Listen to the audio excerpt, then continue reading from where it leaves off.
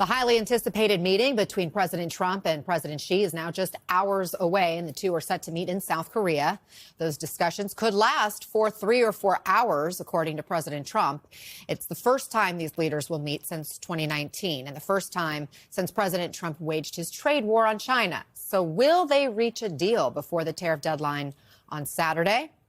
Let's discuss with MSNBC senior White House reporter Von Hilliard. They're in South Korea. And Victor Cha, president of the Geopolitics and Foreign Policy Department at the Center for Strategic and International Studies. Von, walk us through what we can expect to be discussed at this meeting between Trump and Xi. Right, Anna. Victor will be able to go in depth on each of these issues much more here. But for the president, I think this calls into question here as he suggests that there's a framework of a deal in place and that one in which he is set to go directly to President Xi over. But it begs to question exactly what concessions is the president getting that would predate February, just after he took office, when he initially escalated tariffs on China. Folks will recall that it was just days after that China began adding additional export controls, essentially restricting which rare earth minerals could be exported to the United States. This has been a paramount concern to the American president and to U.S. industries that rely on these minerals for key technologies like electric vehicles and jets and computers and smartphones.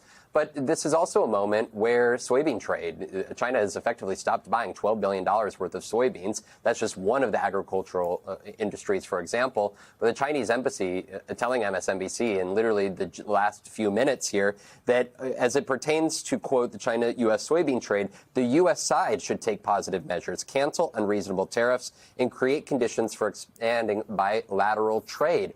And so there's a deep question here about what sort of commitment that President Trump is going to be able to get from President Xi, because if you go back to earlier this year, it was in April that President Trump elevated tariffs up to 145%. China, in turn, did not fold to the demands of the U.S. president. Instead, they put 125% retaliatory tariffs in place. Back in June, President Trump said there was a deal, but that deal was really more of a truce that lowered the tariffs down to 55% on imported Chinese goods. And now the president here overnight suggesting that he could potentially lower the fentanyl tariff of 20% on China. Still, these are very high tariffs here, and it calls into question exactly what President Xi and the Chinese are willing to commit to the United States in the middle of this global trade war.